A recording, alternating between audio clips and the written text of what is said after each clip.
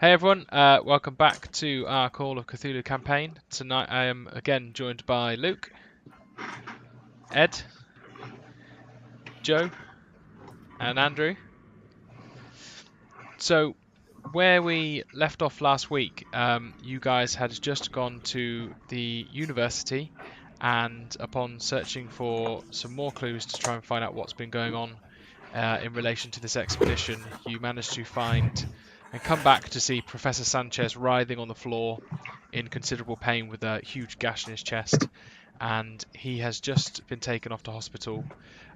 Getting back at the same time, a mutual accomplice so far, Jackson. Where's it gone? Sorry. Mutual accomplice going by the name of Jackson Elias, as he's revealed himself to you, was running back to the room at the same time.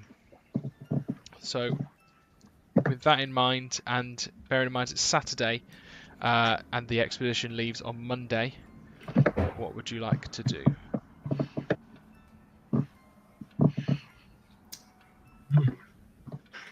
I don't really mind. No, I'm good. What do you guys want? What are you guys doing for the next day? Where are we? That's the question. Are we still in that room? Yeah, so I suppose we ended last session with Professor Sanchez being taken away by an ambulance of sorts. Was there no follow-up with the fact that we were I say we, in a loose term there, repeatedly stabbing him? Is that just glossed over? I suppose at this moment in time, I suppose no one has called for any other services. There's copyright as well. So let me rephrase what I said earlier. What the fuck are we going to do now?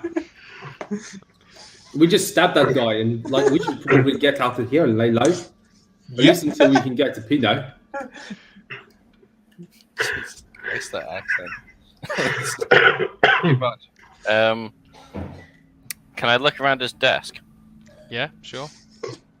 Sure. Mainly just a cursory glance. I want a particular interest to me is his first name, if I can find it. Yeah. Bear me 2 seconds. But the rest of it will be just checking to see if there's anything that jumps out at me. But yeah, so it's Nemesio. oh, God damn it! I was hoping it was Rick. No, I will spell it for you. Professor Nemesio Sanchez. Alright. But apart from that, I don't really care.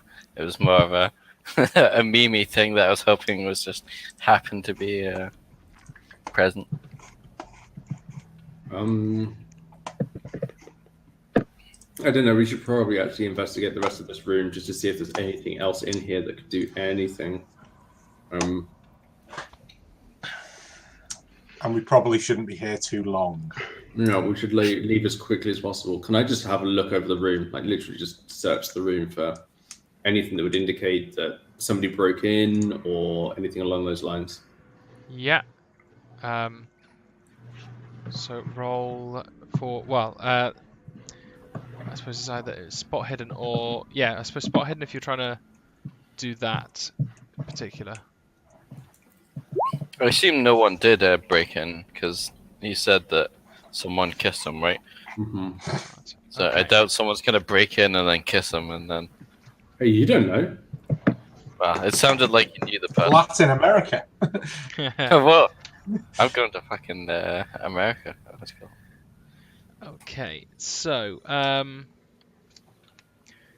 there doesn't seem to be anything by way of look like anyone forced themselves in. And no struggle and nothing like that either. Other than the struggle we just had with him. Yeah, I suppose not particularly. No, it looks as though the majority of everything apart from what you guys have knocked over is still in place. It doesn't look as though much is out. I suppose there is. You got a hard roll, didn't you? I suppose there is a small trail of blood leading out of the room through the doorway. Shocking. The way he went, he just got taken out after we stabbed him repeatedly in the chest. Yeah. Okay. Was that? Is that just because certain members of the party stabbed him repeatedly, or was that there when we came in? Well, there's a distinct gap between where it looks like the people, almost the paramedics from the hospital, have put him onto sort of an old-style trolley, and sort of like there's a break in between the blood, as if it was something different. Okay. Mm-hmm. Can we have a look at that? Yeah. See if it. Yeah. So it's quite easy to tell. It's distinctly thinner in terms of the amount of blood. So it's quite. It starts off heavier, and then it gets less and less. So there's more droplets than kind of like something being dragged or anything like that. Right. It's very, very fresh. Okay, are there any footprints that? Well, then again, how distinct are footprints in 1920s? As in, like the soles of people's shoes and stuff like that. So I'm guessing it's not going to have big Nike symbols in the middle of it. There's nothing that looks like it's been stepped in and left a print, and it's too clean a part of the university for there to be anything to. It's not like going to leave a mark on. Okay. Are we going to get out of this uni then? Because there's one dead body downstairs, and we've just stabbed another person nearly to death. Calm down, Mr. Punchy. You can go if you want to. I'm keeping you here. Can I crouch down over the blood and like take a finger dab and then like taste it and see if I can recognize it as a type of blood? I don't know. Okay, so it just sounds like the kind of thing that my character would do. Can you roll a medicine roll for me? Can I roll a biology roll? Yeah, that tastes I'll of let you roll a hepatitis. biology. You roll a vampire roll. I got an extreme on a 2, Greg. Okay, so this is You know everything about it. I'm just like, yes, I know who this is. I don't just know what this is. I know who this is. So there's it's not just blood, and you notice that instinctually. So immediately it tastes. You get the hint of the ironness, but there's something greasy to it. There's something kind of fatty to it. I look up at you guys and I'm like, this isn't just blood. This is not just blood. This is worse than that. Did they say that those vampire people around here were eating the fat? This is like an animal was rendered for his fat and his blood. You're pretty weird. Okay, thank you. But that's what they were saying, right? Look, That's what they were saying. Taste it. Look, taste it. You'll see. You'll see what I mean. It's like rounded rather than just like bitter like blood. Get your fingers out of my face. Fine, let's. I guess we're going to leave then, aren't we? I mean, before you drink more blood. Fine. Is there anything else for us to do here, gentlemen? Because if not, I think we're going to end up being arrested. Yes, let's leave. Let's go. One of us, anyway. Yeah. Oh, with blood all over his face. The way that you attempted to murder that guy, I think it might be an idea for us to get out as quick as possible. Okay, then let's go. Do you want to put any of that blood in your hip flask before we go, Jacob? No. What the fuck is wrong with you? Get out of here, boy. You disgust me. Yeah. Greg, I hope you weren't hoping for a big following in South Africa. Wasn't the target audience just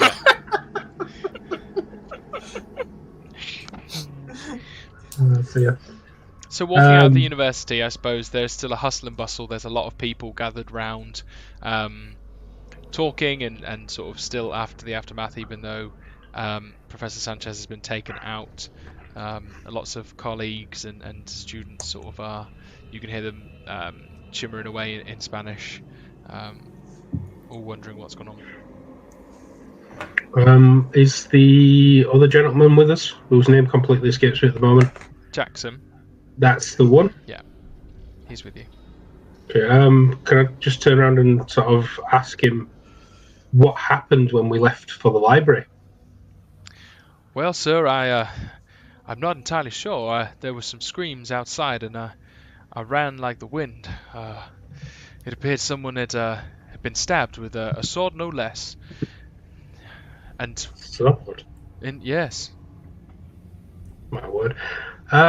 Could I make a psychology roll to see if I think he's telling the truth? Yeah, go for it. Did I win? Okay, so not only is your gut instinct telling you that he's telling you the truth, he seems genuinely perturbed by what's just happened. Okay. I mean, the guy just tried to drink some blood, so, you know. We're all quite perturbed. Yeah.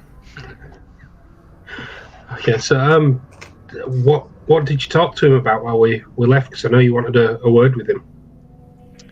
Yes, I was asking him about perhaps more about this pyramid and some of perhaps the cultural roots that it was taking place in, and we did not get far into our conversation before I had to go outside. Okay, did you see anybody else come into the room? No, I did not, Mr. Dixon. Why did you go and the professor didn't? He kind of thinks for a second. Generally, I am not sure. It just seemed like the thing to do. I'm not questioning you, more the professor. You think he just doesn't care about people screaming, or did he have better things to do? And kind of at that moment, you see Jackson sort of take a slight bit of confidence to himself, and he sort of looks you square on. And he's like, "Not everyone is as well travelled as me, Jax. These academics here, sometimes they need to stay in their offices, if you know what I mean." And he kind of like goes for a little bit of a nudge. Okay. He's a bit of a dick then.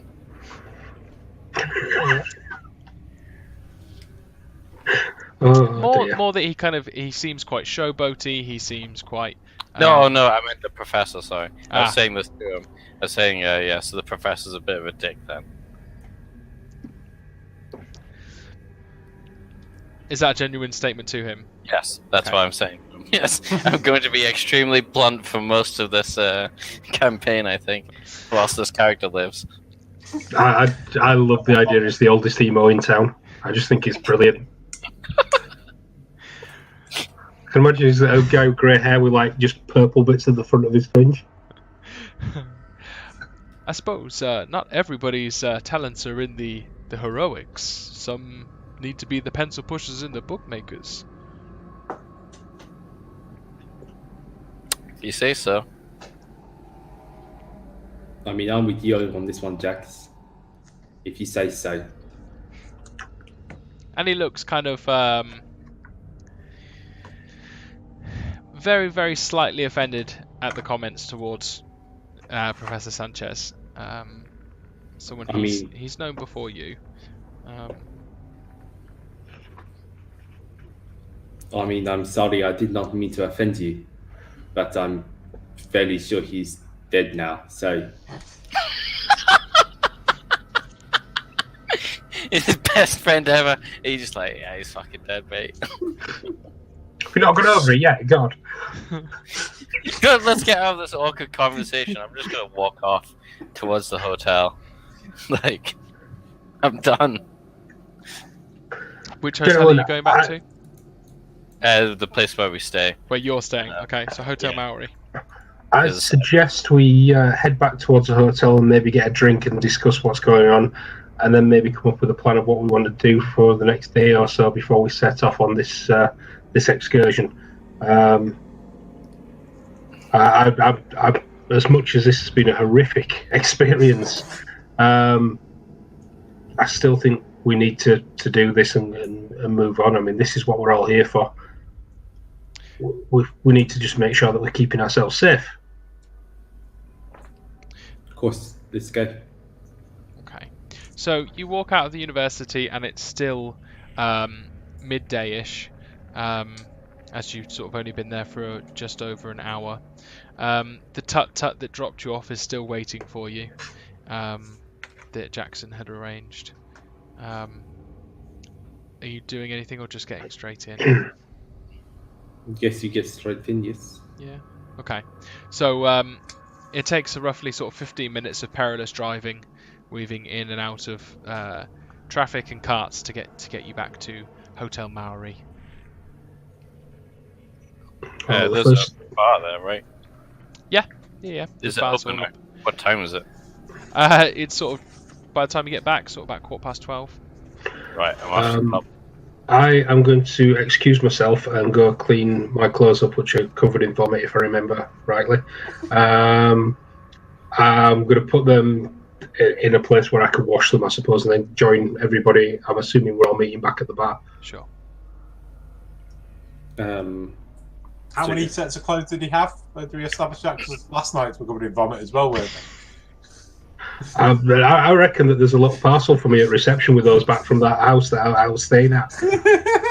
Really? You think you're getting them back? Yeah. little label on there saying to the machine. Did we pass like a market or anything, or anywhere with street food or stuff on the way here? There are places. I suppose it's like a reasonably busy street, so there are a couple of street vendors. There are restaurants. Your hotel has like a meager restaurant attached to the bar. You've quite a variety of places you can eat. I think Jacob at this point in time would probably leave and just go and explore his surroundings to like know what was around him and where he could go if he needed to do various different things. So Okay. he's probably going to spend the next couple of hours at least doing that. He'll catch up with the rest of everybody later, I guess, at the bar.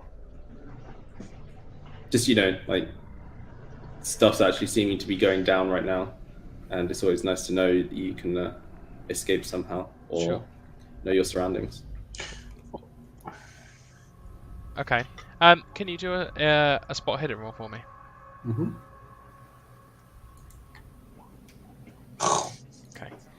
Joe, you need to roll some shitty rolls for a bit, alright? It's just going to be alternate like this. Last week couldn't roll anything. Yeah. This is what happened in the opening mission, which is why Malcolm Garvey is the god of everything. Right.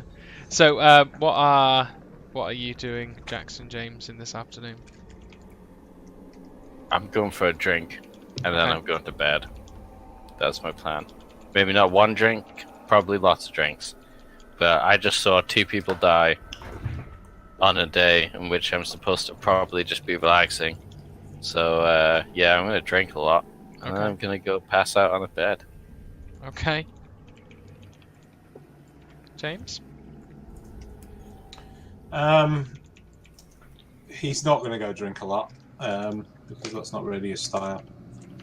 He's going to go and wander around the town as well, but on his own. Okay. Trying to avoid Jacob for probably quite obvious reasons. Well, after the half an hour it took me to go clean my clothes and come down to the bar, I see that everybody's left me. So I'm just going to find some people in the bar and start talking to them because Jax is there, isn't he? In the bar, drinking heavily. I'm not going to be welcoming in any way, but I'll be there. I guess I attempt to initiate conversation with Jax for a good hour and a half because my guy's tenacious before basically being told to F off and finding somebody else to have a conversation with. I'm not going to be drinking that much because I'm guessing I'm still feeling mightily rough from the party that we had the night before. You had? Yeah, I did. James had a nice time being a bit of a peeping Tom. I wasn't looking. I was just keeping an eye on you. I wasn't looking through the window. I did once. James, just for the sake of it, can you roll a spot hidden yourself? Probably not. You gotta fail, right? Is it We've the had green 2 one? hearts and 2 extremes. Oh yeah. It's a nice day. Town is quite busy. And I suppose after a while you kind of see a fair amount of the city. It's very different to what you were expecting. Not many people mind you much attention, apart from your size, and occasionally someone gives you a weird glance. Yeah, he's not someone that particularly worries about other people's opinion of him, but he's just really going and getting lost in town, not particularly concerned about anything. He's more just killing time, I guess. Yeah. Okay. Okay.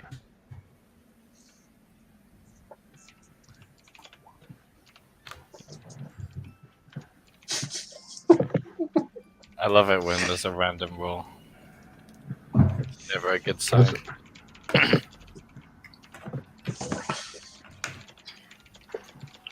Okay.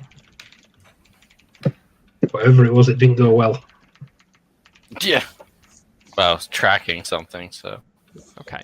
So you Trying to enjoy find more blood. you enjoy your couple of beers at the hotel. I suppose cautiously the barkeep keeps bringing you more and more beers as you get slightly more and more drunk, and just get slowly more hesitant and annoyed at how loud you are. But apart from that, your afternoon in the bar is pretty uneventful. There don't seem to be many people staying here. It's fair enough. It's better for me. I'm not a talkative person, as Robert knows.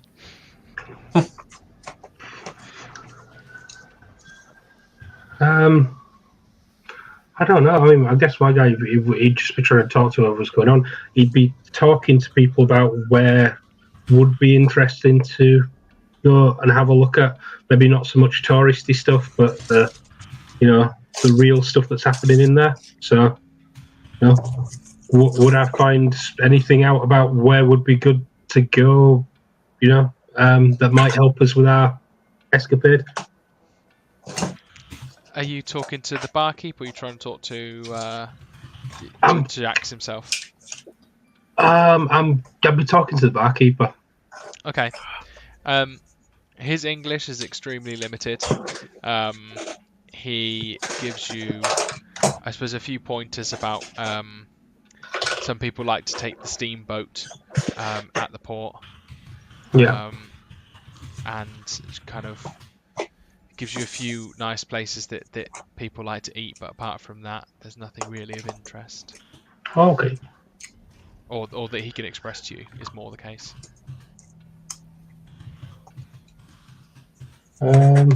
If Jax is in his cups a little bit and wanting to get drunk and go off, I think I'm going to just have a wander into town and see if I can find either James or Jacob. Okay. Just trying to think in terms of roll a luck, just to see if you see him. Right, okay.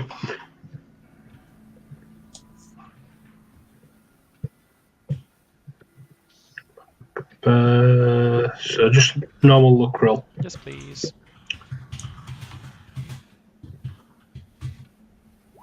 Okay, so you managed to walk into, you sort of bump into Jacob buying fruit at a fruit stand. Hello, Robert. What's up? I thought I'd take a stroll through this beautiful city today and see how different it looks under daylight. How are you? What have you been up to in the last few hours?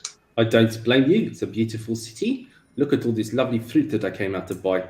Shall we return to the hotel now? Well, we can do, I suppose. I mean, I was going to have a look around the shops. Obviously, I've people at home that would like some knick-knack, something of interest. Maybe I could send back to them. About yourself, have you got any anything to send home to your family? No, I don't need to do any of that. I I really think that right now the best thing that we should do is go and get some rest. Don't you, Robert? Don't you? Look, have a bit of fruit from it. Intimidation roll? No, just I come on, think Robert. for me, it's more spot hidden. Well, it's such a lovely day. So, are you really so tired? Surely, I mean, two gentlemen like ourselves in town, we can find ourselves a little bit of trouble. I do what probably looks like the most fake yawn ever, and just like, yes, Robert, I am very tired. We should go now. Well, Okay, fair enough. I'm going to go now. You can do what you want, but why don't we go and get that drink you were talking about? Oh, okay, Jacob. You see, it seems like it's me who has the stamina here.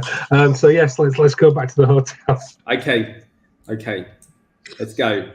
Bye, Mr. Fruit Man that I came here to buy fruit from. And he kind of like, as he watches your kind of passive aggressive argument, and keeps trying to sell. Can I do a spot hidden to see if I can see something a bit odd here? Bear in mind, my guy's meant to be really good at reading people. Reading Pete. So You've just seen him eat blood off the carpet. How is this odd? What are you looking like for? From the fruit seller, I've just come to this guy just to buy fruit. It would make me think that fruit seller is not just a fruit seller, is it? So I'm just looking to see if there's anything odd. I think it'd be more than a psychology roll to see if you believe him, if that's what you're trying to do. Okay, let's have a look then. Psychology. Do I believe him? Yeah, I mean, he was out to buy fruit. Look at all this lovely fruit he got. I mean, some of these you haven't even seen. Fruit. Is that what it is? That's some tasty fruit. We're specifically trying to be like the least subtle. Just let's go. Oh wait, sorry, I missed that there were 2 rolls by accident. Was that? It's rolled 2 by accident, isn't it? It's done. Yeah, it is. Yeah, sorry, my apologies. It would have been the first one. Sorry. Yeah, I mean, he does not look tired. I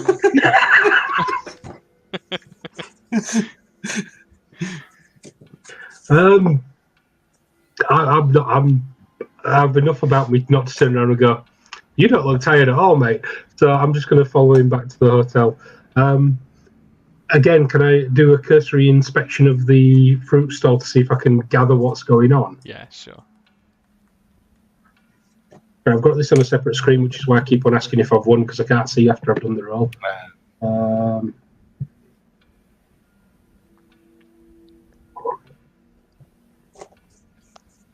Remind me what you're looking for again. Just to see if what looks dodgy and see if I can gather what he's actually doing. Okay, so he looks. By the time you got there, he looks shifty and he looks like he wants to leave from the fruit stall as soon as possible. So he's directly wanting to go away from that area. But in terms of actually looking around, you can't see anything in the vicinity that would encourage that. Okay, because I can't see anything else, and I kind of just roll with it, and that's okay. Let's head back to the hotel, and I start going into some inane bit of trivial tripe that I know is going to wind him up a little bit, but it's quite funny. At this point in time, Jacob just kind of like grins and bears it, like he's just like, yes, of course, Robert. I know exactly what you mean. Yes. And he's not even like looking at you or making eye contact. He's just like checking windows and doors and stuff. I start making jokes about how libraries are more dangerous than the jungle. I laugh. Like it doesn't matter. Like I managed to get the social cue that it was a joke. Just laughed, not even listening at the words. Where is everybody else? Do you know? Well, Jax was he was enjoying himself having a drink. He didn't really want to engage too much in conversation, but it was a trying day. I mean, stabbing that man several times must be tiring. course, yes. That's, And James, he went into the city too. When I was wandering around, it wasn't specifically to find you. I just thought I'd have a look around and see if I could see either of you. James is still out in the city. Yes, yes. Oh shit! Right. Any idea where he went? Yes, he went to the city. Of course. Good. Thank you, Robert. You've been a helpful wonder as always. It's my pleasure, sir. My pleasure. Should we go quickly and find James? I fear that there is something afoot in this city. Yeah, absolutely. Let's go and let's see what we can find. Right. Where did Jax go? Did he go to his room? As far as I'm concerned, he told me to go forth and multiply, and then I assumed he went back into his room. Right. First stop, Jack's room. Let's do this. I'll be at the bar, dude. Oh, you're at the bar? I just Yeah. walk over and I'm like, Jax, there's some weird, funky shit going on in town. There was another man. He looked. If this is real, then they're everywhere. There was another man. Yes. Sorry, I am not. I didn't explain myself quite clearly enough there. There was a man. He was just like the man from last night. You know, the other one, the pale one. The way they described him. Right, needing drugs. Yes, needing drugs, exactly. Let's just go with that. That's fine. We'll move on from the corpse, the desiccated corpse that we saw earlier with the hole in the chest and the seemingly like weird thing in the other man's chest that you tried to stab out and I didn't see. You know, we'll just move on from all of that and we'll just assume that it's a man needing drugs, shall we? Have we considered for a moment that James can 100% handle himself? I mean, yes and no. Because there is a bar here and it serves alcohol. Thank you very much for being so helpful, Jax. I'm going to go and find James now. So You can enjoy. come with me if you like. I will see you tomorrow morning I will after see you trying tomorrow more of these morning. fights. I feel a bit of a road trip coming along. I'll come with you. Good man, Robert. Good If, man, Robert. If you do happen to find the man, don't drink his blood. No, why would I do that? That's the. You don't. I'd give up. No, I'm done. Okay, fine. Bye. Try not to die. Thanks. James, what are you doing at this point in time as the afternoon just- carries on?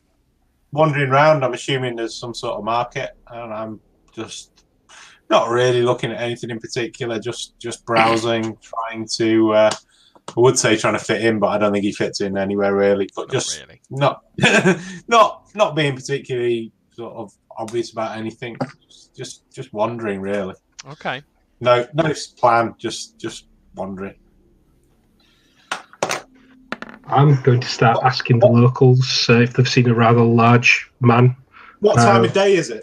You're getting on to about coming up to 4.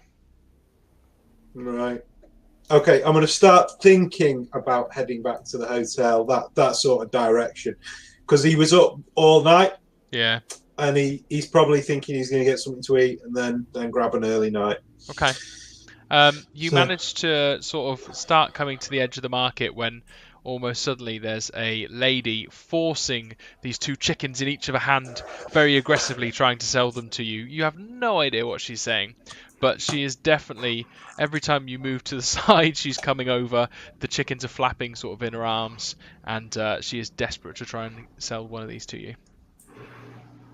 I'm 100% not buying a chicken. Okay. He's not the sort of person that is forced into things like that. He probably, to avoid confrontation, would turn around and walk the other way. Okay. Because he's not desperate to get anywhere in particular. He hasn't got anywhere really to be, so he'll just turn 180 degrees and start walking away from it. Okay. You can hear her in the background shouting at you as you leave. Not aggressively, but, you know, something to the effect about bargains and things to be had. And it adds about another 5 minutes to your journey. on the way home. Yeah. That's fine. Just for the sake, can you roll a luck roll?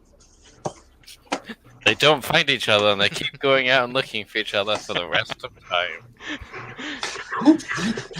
How many more months of this will we get back? Wandering around the market. Where's luck? I can't see luck. Top right. Yeah, top left. It's not Top in left, number sorry. skills. Yeah. It's in like attributes. Hey. Hey! So, almost as you're sort of 10 minutes before getting back to the hotel, whilst you're near the bar that Jackson took you to last night, before Robert went on his party spree, you managed to bump into Jacob and Robert crossing the street. I would assume they'd probably see me first. James. Yeah. We may not want to be on the street. There is another. Let's just go. We need to go and have a quick chat. I think there's something more happening than we can possibly assume here. Let's go. Okay. So you head back to the Hotel Maori without anything else happening, and it sort of just about turns 35 past 4 as you get in. Sure. And you can see Jax slightly swaying on a bar stool. I've been drinking for 4 hours. Is that the opening line? Yeah. No, I'm not going to talk to you guys. I'm just going to drink. You're almost at the point where you're going to want to paint some walls and carpet. Yeah, just redo everything. Is there like a table in this bar? I assume there's like a little restauranty bit in this same bar kind of thing. Yeah, it's kind of like all one. Oh, bistro. Yeah, exactly. I sit down and I look at somebody and I just like kind of gesture for some food, like Sure. and then I like see if I can catch Jax's eye. Okay. You can't. In which case I'm just like, Jax. I Jax, turn around and go, what? Did come you over find here. the man in the city? Come over here. All right. I'll buy your next 2 drinks. Come on. I'll sit down, but I'm not particularly impressed or interested. Okay. All of you sit down. So at this point, Yep. just as a reminder, Jackson Elias is with you. Stayed in the bar. Jackson, Oh, really? Jackson's in here as well, is he? Yeah, and he Has also. he been in joins here you. all day? He's been sort of going in, coming out, had a little drink with you. In which case I get him to come and sit at the table as well. He comes Nice. over quite gladly. Good. Who am I sitting next? I order a beer, which I'm assuming is warm, and sit down. Yeah, and even though it's kind of cooling off as the end of the day, like there are sort of ceiling fans, and they are doing nothing. Tell me about these kharisi. I say to the dude. To Jackson. Yeah. Okay. And he kind of takes like a slightly long pause as he almost get ready to sort of tell a story, and he says to you, well... No, wait. No. Let me tell you. They're tall and thin and white and pale, right? They It doesn't are. matter about where they live. Are they any good at disguising themselves or hiding in crowds? He kind of like stumbles for words as he's not really sure on the answer, in the sense that kind of well, they are the myths. Maybe. You sure they're myths, boy? I am quite sure they are myths. I'm starting to not believe that quite so much. I think I saw one today, and I'm not talking about Larkin. And how are you not sure that is just an albino, sir? I mean, I can never be sure if he's not an albino, but I've seen many albino things in my time. Rhinos, giraffes, all of those things. When they're albino, they have big pink eyes. They have all the same features as a normal man. They aren't extra skinny. They aren't clammy looking. They don't skulk around in a market. I mean, you can prove me wrong if you want to, but how prevalent is this myth? In Peru, prevalent, certainly. I suppose everybody knows about the kharisi. I feel like that's not because it's just a myth, boy. But this is exactly what I am here to investigate. I am sure that this is some part of a death cult, and not some mystical, magical hoo-ha. I don't care for magical, mystical hoo-ha either, but I've seen weird shit in my life, boy. And right now I'm getting the heaves. You know, the full-on, like, skin tingling, hairs on end heaps. I'm not enjoying this. First it was a library you take me to. A fucking library. Do you know what happens in libraries? People fucking die in libraries. Sat in the background going, Yeah, I'm gonna go and get a beer. Caring not for some talk about magical heebie-jeebies. But now this is where you going, Jax? Get back here! I told you I'd buy your beer. Get a drink.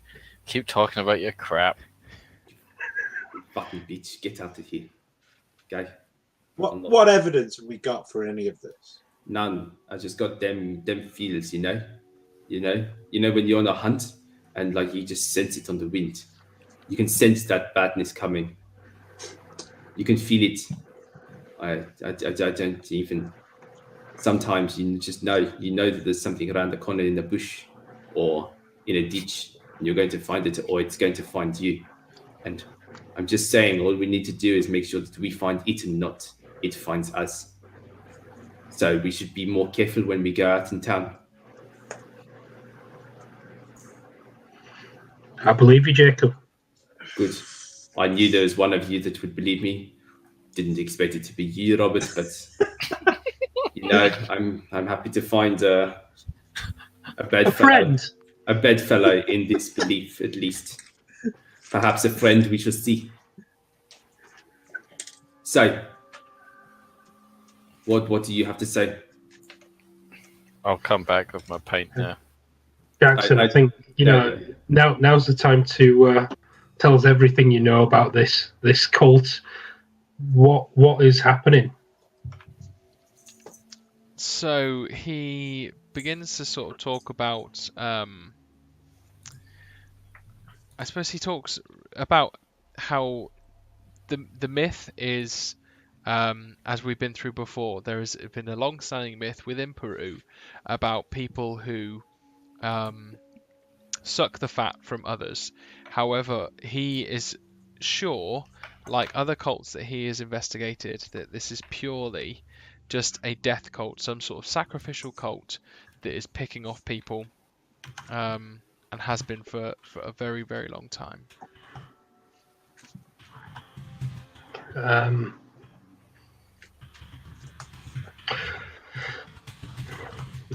Do we think he's telling the truth? Is he holding something back? Roll a psychology roll. Absolutely. Can find me.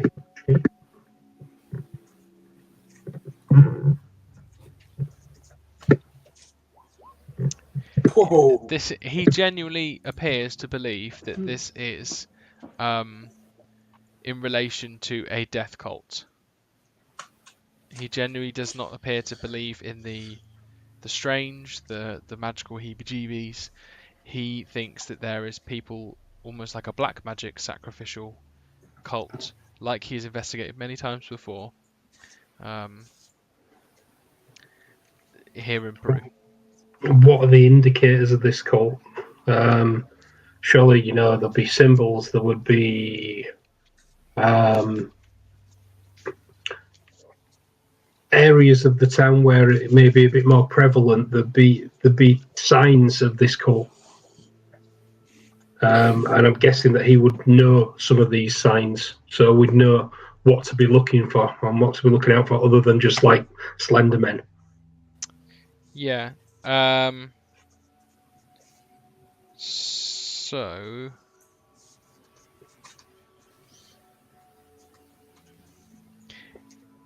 he talks about how well, I have met some people from here, and they do believe in exactly what you are talking about, the boogeyman that would appear to be some sort of mythical man.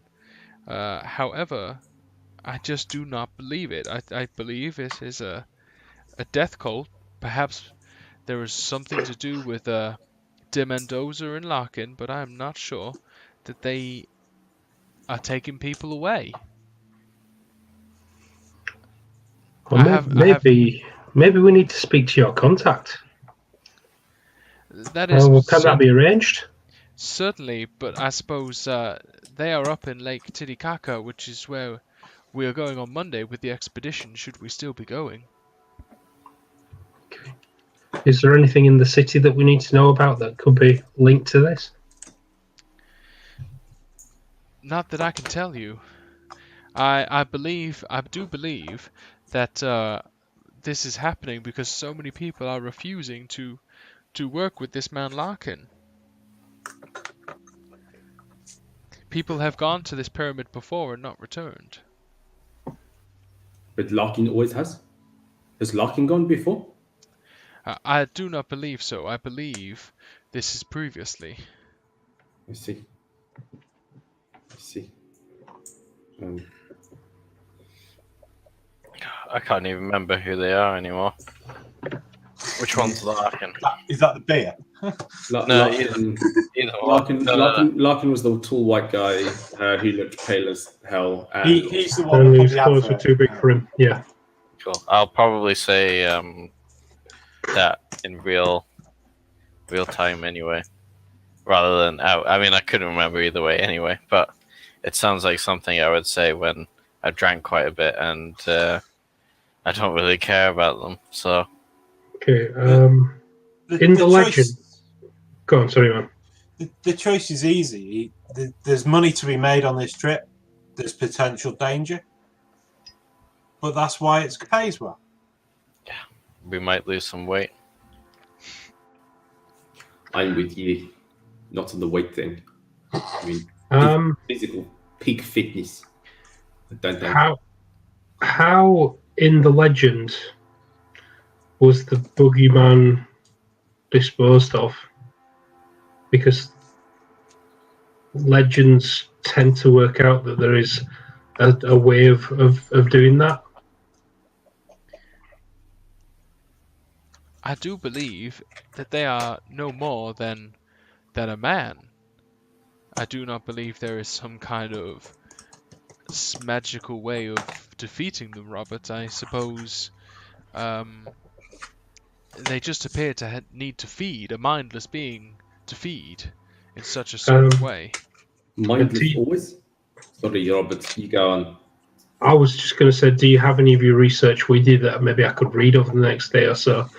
This being an area of area of interest for me, shall we say? I do have a copy of my previous book, Sons of Death, but I have not been looking into these myths. I believe it to be something of a cult. I see these things tend to be fables, and while there may or may not be monsters, there's usually some nugget of truth or some nugget of learning that a culture takes from this. So if I could read your book and see if I can discern anything for myself, that'd be gratefully received. Well, certainly, Robert. What do you make of the notes we picked up from the university then? He's referring to Trinidad Rizzo's notes. Did we actually read them? Yes. You did. Oh, you brought them up.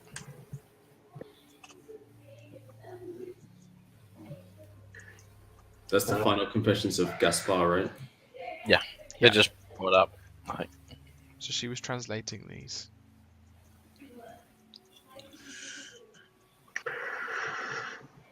Well, on initial viewing, it seems like the classic tale of hierarchy, in that it's about not going into a certain place that's sacred.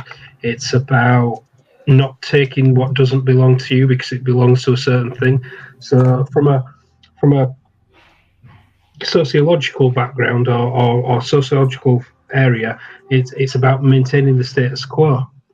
The boogeyman concept in here is a really interesting one. That it's not just something that's going to happen to you; it's something that's going to continue beyond your death. Is really, really interesting.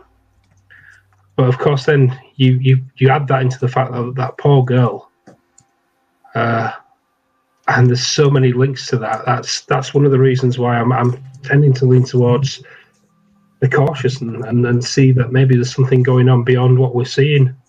Which is why I'm wanting to see if there's anything to do with this death cult in the city before we go, because if we can speak to somebody or find some information, it may be the difference between us finding something out there and us not. Certainly, I do agree, Robert. But if I knew that, I would already have my book. Okay. You know, I have no doubt they are operating in the city and all over Peru. But what more can we do? Where do we go? That's one of the things that I wanted to speak to you about. I mean, the idea is that with all of these cults, if the cult is in existence, somebody will know about it. There must be a way of opening up a dialogue somehow. There must be a trap we can to bring somebody forward to speak with us. The only lead I have is if we go to this pyramid, I believe it to be the base of all operations. Okay. But I do believe that we are in danger going there. I'm beginning to feel that myself. Although, as I say, having these frightfully amazing gentlemen with us, I think is going to make the journey a lot easier. Look, the choice is you guys think we're in danger here. You say we're going to be in danger there, but at least going there, we get some money. Yes, at least going there, we are the hunters and not the hunted. That seems to be where our questions will be answered. Then let us adjourn. Let us adjourn to bed. I have to admit that I could do with some sleep. It's been a horrendous few days, really. Just lock your windows today, boys. Okay. But it's so warm outside. Lock them. Okay. Okay. I'm going to order some food and then another beer and then see what happens. I haven't eaten. Yeah, I'm going to continue just the normal pleasantries and giving what I think are amusing anecdotes of things that have happened and just trying to get people involved in the conversation. James is going to sigh slightly because he was hoping for a quiet meal, but he won't say anything. Can you hear me? Yeah. And yeah, after that, it's kind of I can see everybody's had enough, right, and I will make my excuses and go to bed and make sure that the windows are locked. Okay. Okie doke. So you'll retire eventually to bed. Yeah. Nothing, basically. I think it's whether I think Jacob and Robert are believing the story of the supernatural. I think we're not necessarily. But that's... What was the name of the weird blood-sucking people? Jacob. Oh, no.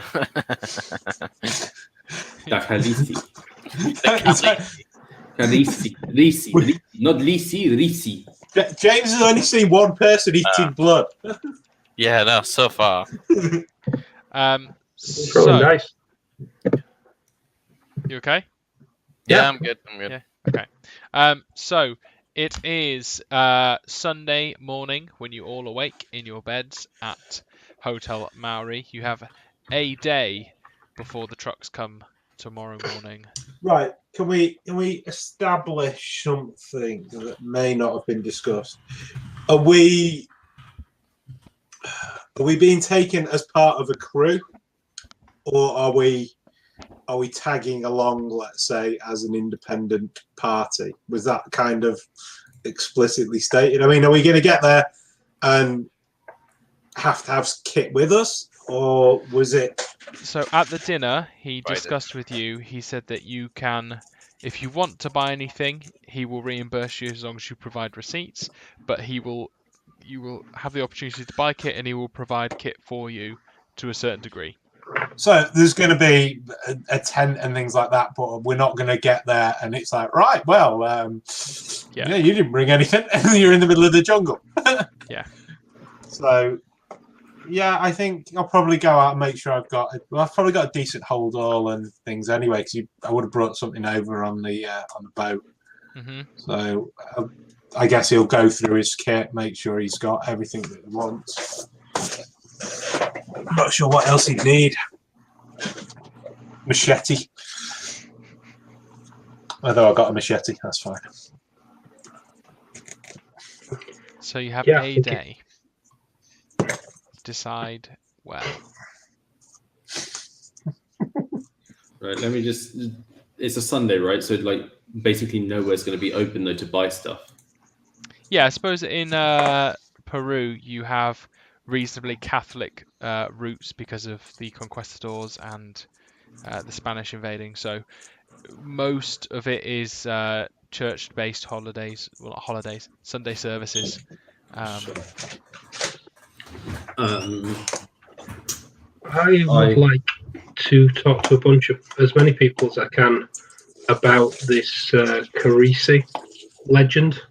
Okay. And try and get it from the locals themselves and see if there's anything comes from that. Okay. How do you speak Spanish? Probably not. Sorry. Let me have a look. I don't think I do. You don't think you do? Okay. I don't think I do. I get an extra language, but I put no points into it, so no. Okay. So it is incredibly difficult. You can go around asking people about. Well, let's just see if you get a natural one in language. Okay. I believe in you. Is it language own? No, just no, roll one of that's the blank ones. Roll one of the blank ones because it will be a non-specific skill. Okay. It doesn't matter what you get; it'll just be a number. You might need to put 0-1 in it, but I'll just roll the D100. D100, yeah. You fumble. Holy So shit. you, after a certain amount of time, you actually manage to insult some people who have come out of a service, and let's see if you avoid a fight.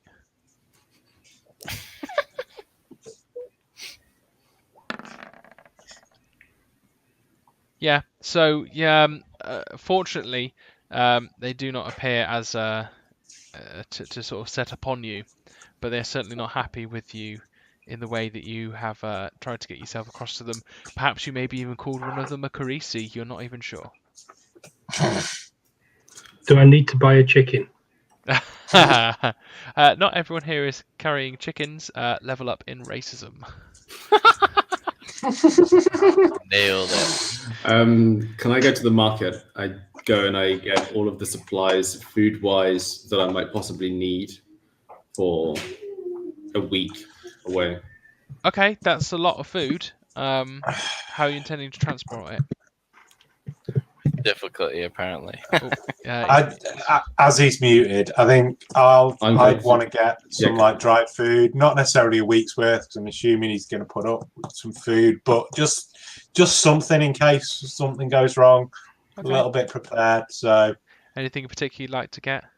something dried, maybe. Okay. Something that you can that's going to keep. It's not nothing. No, like fresh food. No, like cans. It's going to be too heavy to carry around.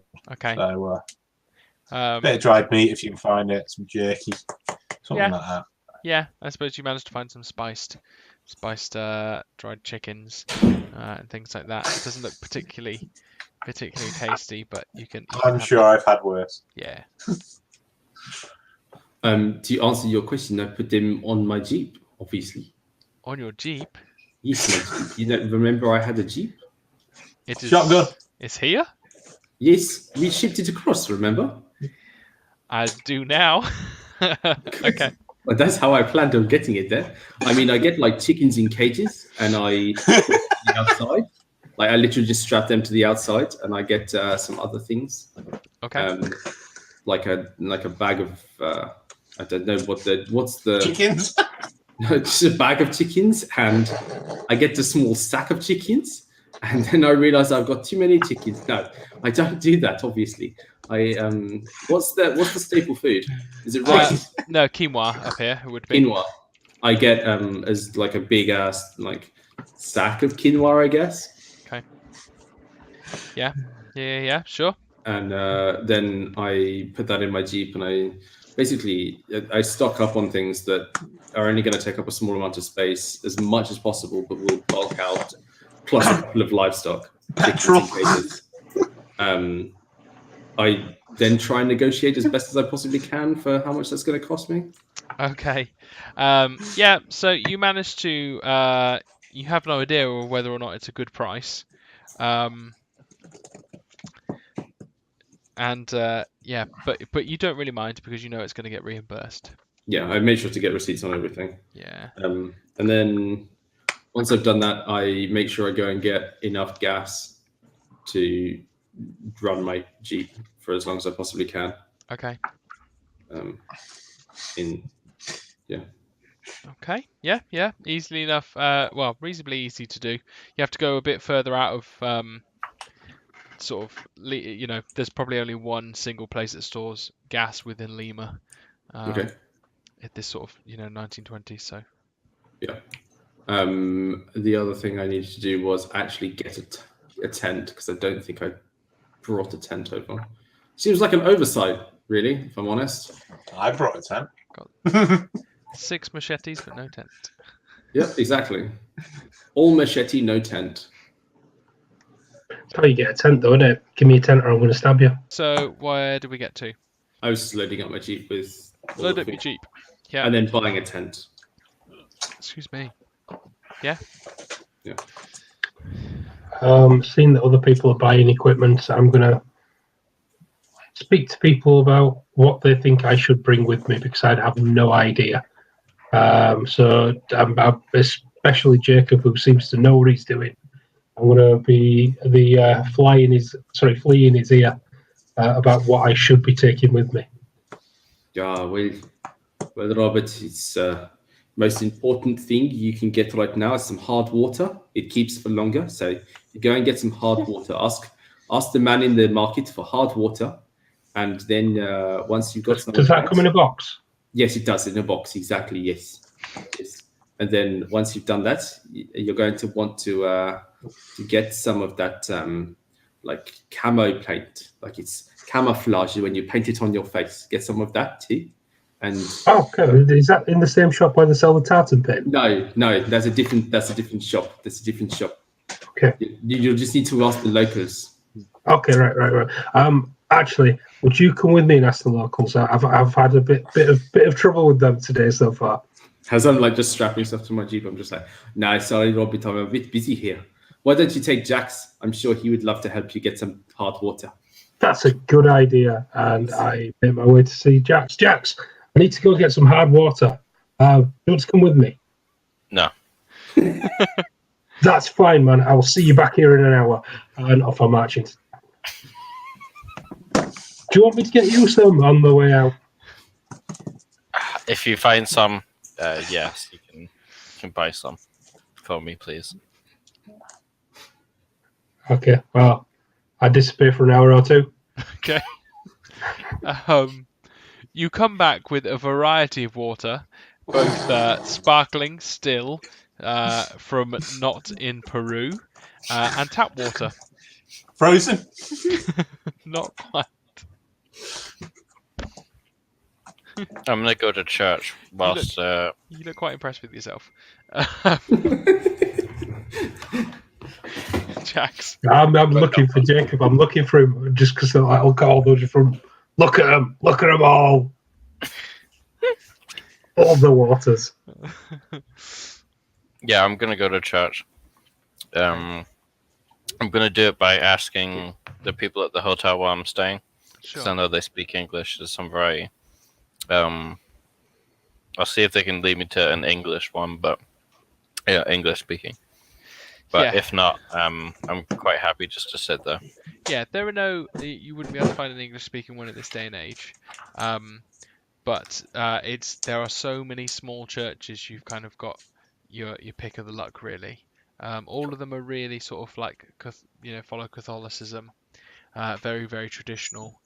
But there's kind of one every sort of every few hundred feet. Sort of it's so common. All right, cool. I'll just go to the one that maybe looks the quietest, Okay. and then sit in the back row, and then do whatever people do in churches. Yeah. So there's a St. Christian's church you can kind of make out in it's quite obvious in broken Spanish. And upon entering, it's quite small in comparison to what we might think. It's definitely sort of a church rather cathedral.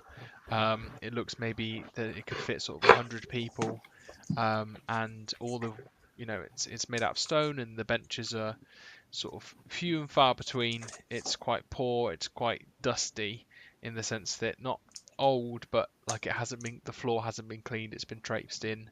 But there's a very small wooden altar at the front where it looks like someone would speak. At present, there's one or two sort of priests floating around, and there's a few stands of candles lit. It's not time of a service. Cool. Would I know roughly what time that is?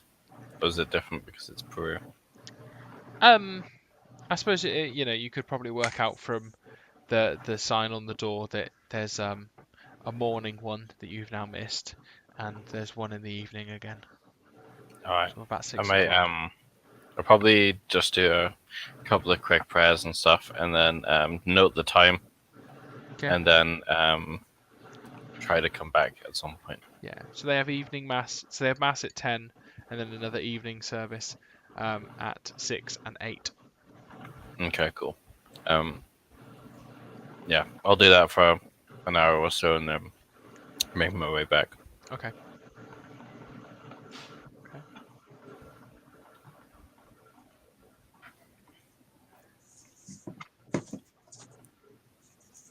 Anything else anyone wants to do on this Sunday? Once I've finished packing the car, I go back to where the market was the day before. Is there a market there today? There's no market today. Is there? Are there many people? A lot of people out and about in town, dressed in their Sunday best, which is usually, as opposed to sort of formal, it's a lot more colourful clothes. Okay. Are there any cafes or anything open around this? I assume it's a square. Yeah. There's some place you can go. Sure. I just spend the rest of the day, and I mean the rest of the entire day, just drinking coffee at one of these cafes, just like basically staking out the entire square to see if I notice anything or see if I see anyone. Okay. That kind of thing. Make one spot hidden check.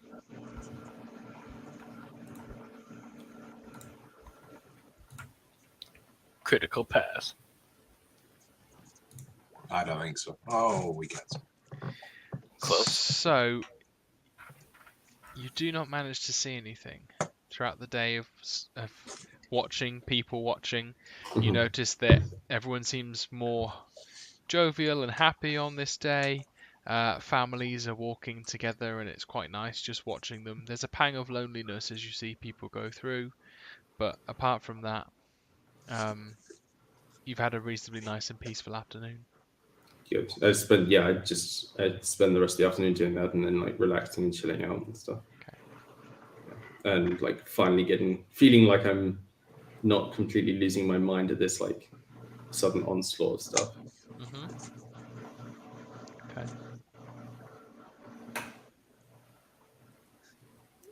Well, I'll go. I'll just after I go to the church, I'll organize my stuff. I actually quite like the look of maybe going to one of the bridges across the river or something. Okay. That I can see on the map. I don't know, just walk around, not particularly giving any craps about whatever the hell crap that I had to talk about yesterday with Sure. fucking heebie-jeebie shite and all that crap. So just gonna take it in, look at some stuff, not overly too worried, and then when 6 o'clock comes, I'll head towards the church again. Okay. Whilst the only thing I really want to do is at the end of the service, I'm gonna find or at least figure out where they collect cash and then give generously, and then but maybe not generously enough to be like, whoa, he's got buckets of money. Yeah. And then, okay. like, I want to try and avoid getting stabbed on my way home, but at the same time, give them enough money so that they feel like Feel glad. Yeah, glad. And then back to the place, the hotel. Sure. It was difficult. You didn't really understand the service, but it was nice to be a part of it. It was a busy service. All the seats were taken. You ended up having to stand next to a pillar. But it was pleasant to be a part of, and it reminded you of home. It was nice. Yeah. Good enough for me. Good enough for you. Okay.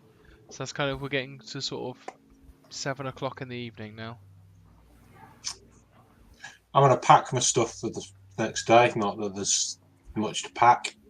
And get an early night. Get some food. Get some sleep. Not really interacting with the others. Okay. Yeah, being quite separate from them. Packing my stuff will be sorted after getting the lovely square water. Hard water. What I would like to do though is research. Is it Jackson's book? Yeah. Just going through it and seeing how it links to the notes from like the Gaspar and Figueroa notes and things like that. Sure. Seeing if there's any links that spring to mind. Sure. So Jackson's book talks largely about a cult in Egypt, and it talks about how talks about predatory stances, how this one particularly used ladies of the night to lure people in, and how they would then take these people who thought they were going for sexual favors, then they would murder them, and then the body parts themselves were used as a part of a ritual. And this was predominantly people from a very, very young age. The sons of the cult would go and do this. They would go help as part of an initiation, a manhood ceremony. Okay. Fair enough. I don't think my guy really fancies going out and seeing if he can find a lady of the night to see if there's links into a cult. So I'm going to avoid that storyline, I think. Okay. But you'd already done that on night one. Yeah. Yeah. You certainly tried. They were just good people who enjoyed good company. Okay. Sure. 8 o'clock. I suppose I go down for 9 o'clock. dinner to see if I can find my companions for that. Okay. At that point, you eat alone tonight, and it gives you a chance to reflect on the last few days. And despite it being bizarre and unusual, you're incredibly happy with yourself that you've managed to party with Peruvians. You've managed to, you've managed to witness some incredible things and made your way through it, you still can't make sense of what's happened at the university, and it still terrifies you slightly. However, this is probably the greatest adventure you've been on so far. Yeah. Okay. Last orders before bed. Still, unless, like, I think Jacob would probably go back, make sure everything's fine, and then still go out again and take another moment to like really make sure that he is feeling safer. Eat out if he can, and then go back. Is he not worried someone's going to steal his car full of stuff? No. Okay. Everything, it seems quiet considering it's Sunday.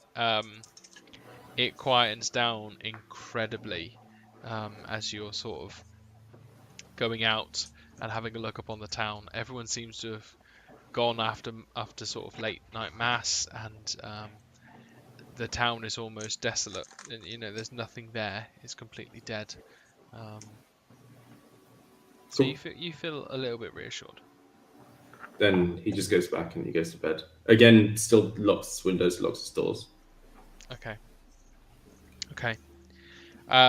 So Monday, the day that you've been waiting for since you've got here, it's sort of early, kind of 8 o'clock in the morning.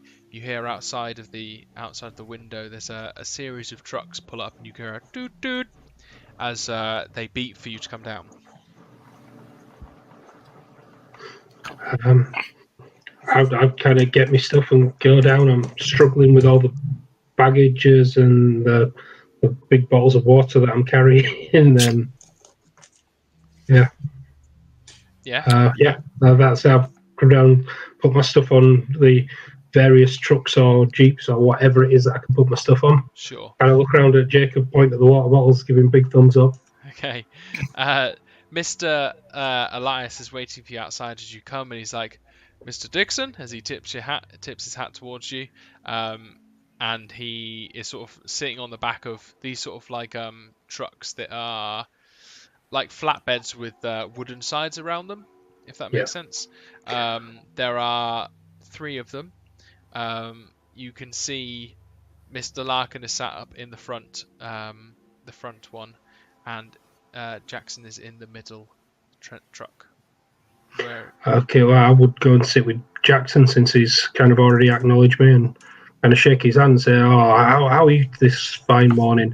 I got a chance to have a look at your book last night. Fascinating stuff." Well, I thank you.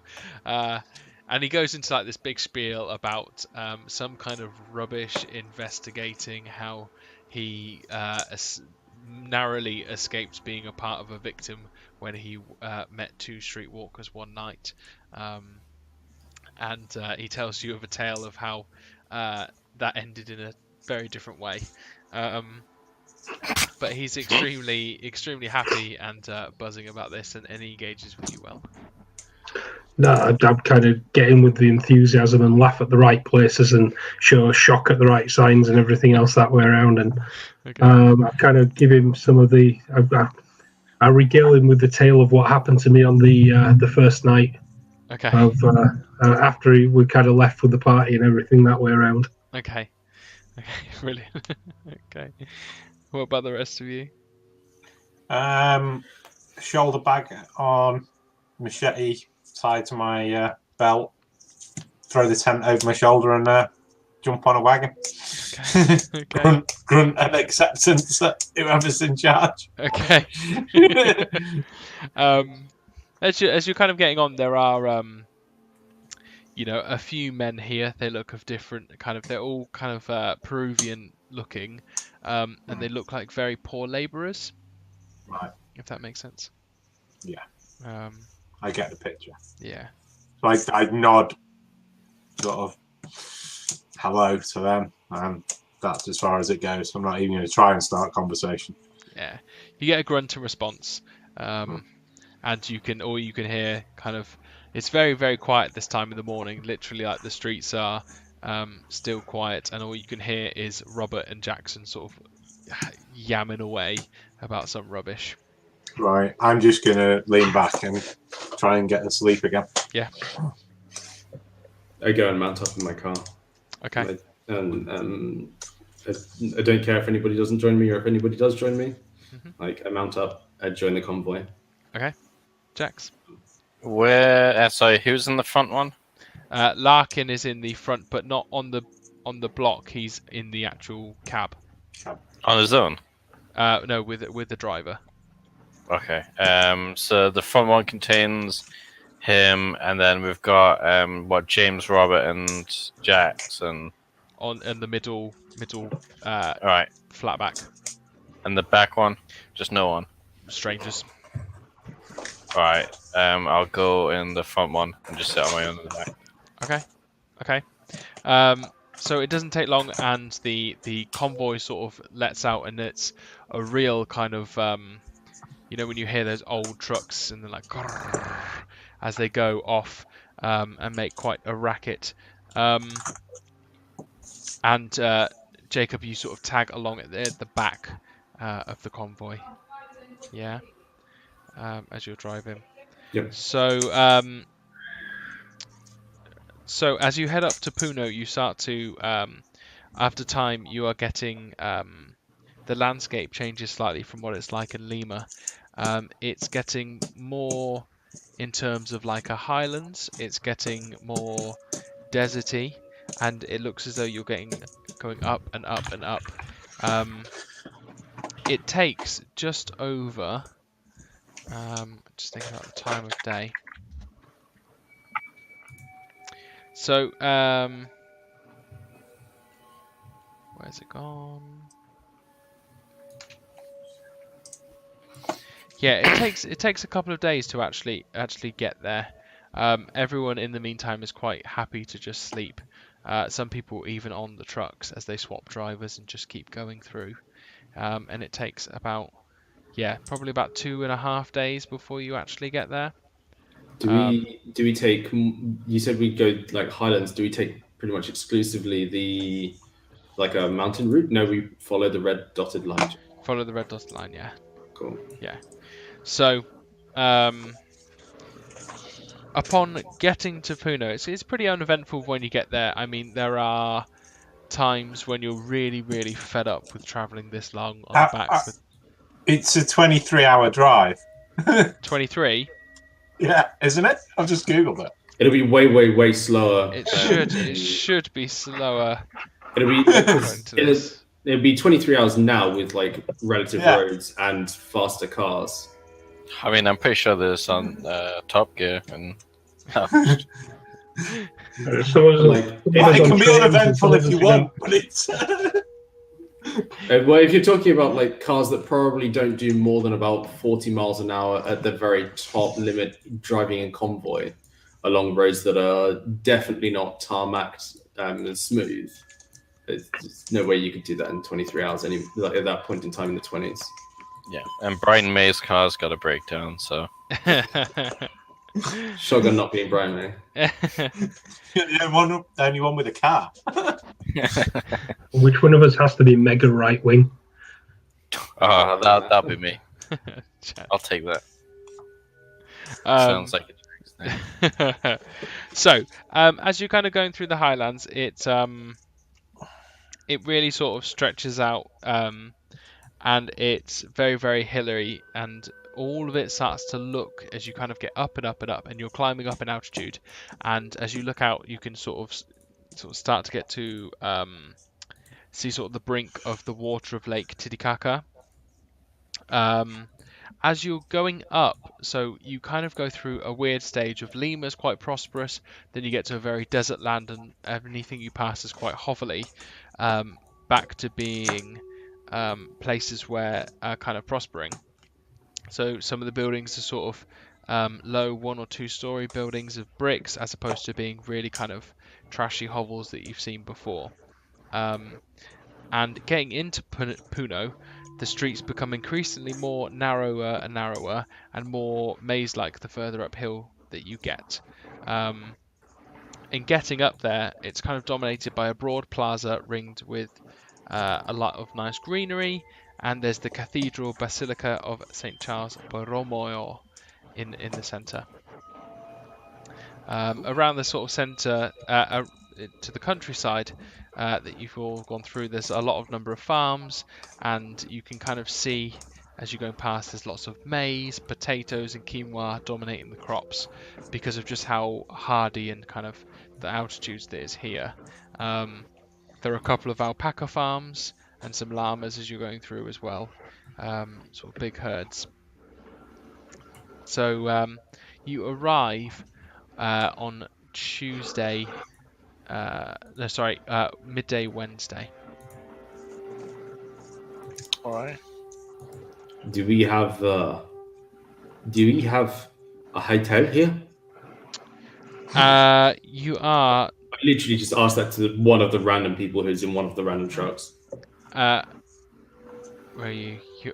So they kind of no, and they sort of point back to a series of kind of packs that look like tents. I mean, fair enough. Okay. You are kind of, if I just click on this map, you are sort of at the corner of Lake Titicaca, if that makes sense. Mm-hmm. Yeah. So around you, kind of, there are not a lot of. Realistically, you guys are probably the only 4 white guys here. Mm-hmm. 3. Jacob's kind of tanned, I think. He's quite a white man. Okay. He's like a bronzed white man. Okay. So you stick out a little bit. And Larkin kind of comes over to you after you've all sort of packed up. Everyone's very tired. You're sweaty, you're greasy. You haven't really sort of managed to stop in the last 3 days. And he's like, I am very glad to see you here. Thank you for coming. We will rest whilst we get supplies and be ready to move towards the pyramid itself. Fine. I mean, I brought plenty of supplies. How long do you think we are going to be out here for? Maybe the rest of the day would give everyone a chance to rest up. Sure. So, as you can kind of see from the center of Puno itself, there are lots of markets, there are lots of stores. It's quite a nice place to be, really. Ed, Robert, can you roll a history check? I think you're a history buff, aren't you? I believe I am. Yep. Okay. I'm not that good. Unfortunately, Puno is just another city to you. I suppose it's quite obvious for everyone. You can almost see kind of traditions from the Incas and older civilizations sort of coexisting alongside Catholic beliefs from the Spanish colonists. That's quite obvious in the architecture, in the dress code, in kind of how people are running. But that's the kind of extent of what you see. All right. Can everyone make a con save, please? 4 con saves.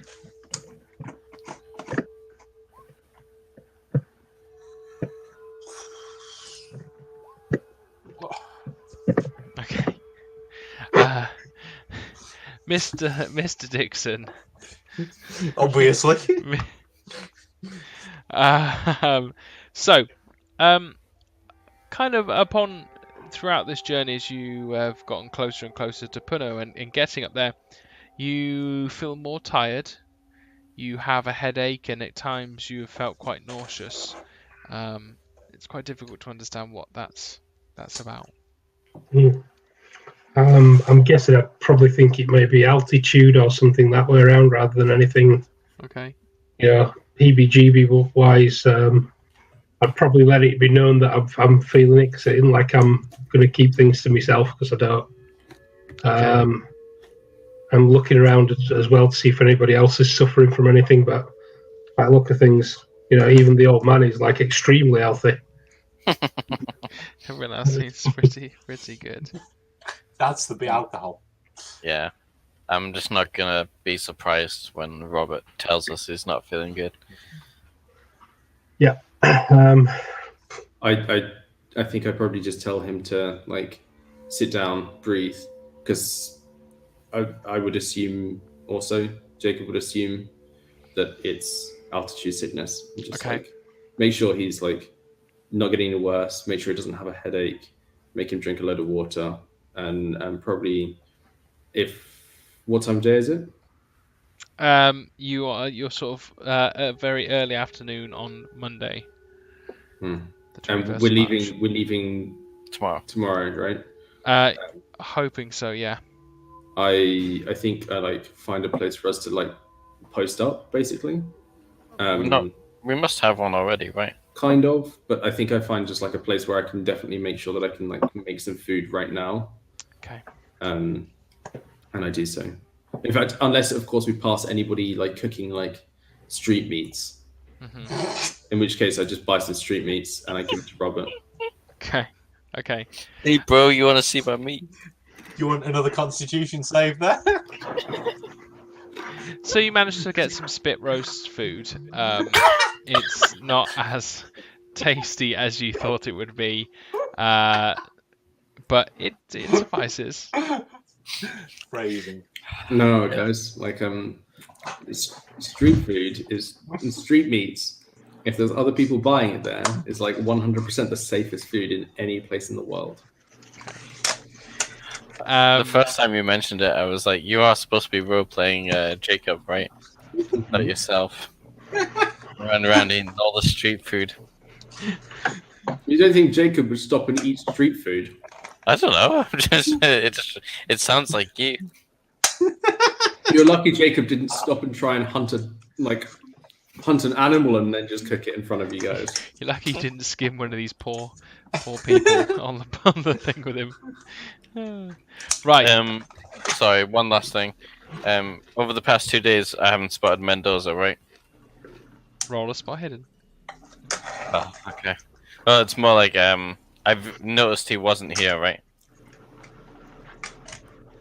He's not there. Okay, right. 2 seconds. I'm finding my shitty spot hidden. I mean, to be fair, Jacob would have also been like keeping an actual eye out for Larkin. Is it Larkin? Larkin's the leader. Larkin's the main guy. Okay, no, Mendoza is the one. Okay. Yeah. Try and roll. I'll let you roll. You don't see him. Do not see him. So upon kind of getting to Puno, Jackson is. Bear with me a second. Turn order. Jackson is suffering with headaches like you would not believe, and sort of empathizing with Mr. Dixon, he goes to you. Sir, whilst we have the chance, as I have said to you before, I have contacts here, and he's very careful to keep this just between you and him. I do believe that we might have some time that we could go and visit her. I think that sounds like an absolutely fantastic idea. Isn't it just? I think that this is all about us having an adventure, and this is where we can actually start doing this. Let's find out exactly what your death cult's all about, shall we? Exactly. I can. It's writing itself, Mr. Dixon. It's writing itself.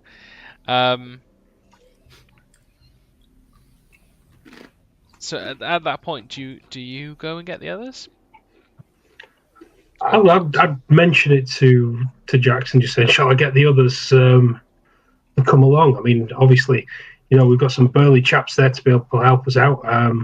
Jack's maybe not so, but he seems a really intelligent character, so having him there would be useful. But obviously, with James and Jacob there, look after us. And he kind of looks left to right, and he goes, sort of checking who is listening to the conversation. Go on then, you go and get them, and I will go and get the others. And he together you sort of round up everyone, to sort of move towards the edge of Puno, more onto the to Lake Titicaca. And what we'll do is we'll have a short break, and then we will carry on.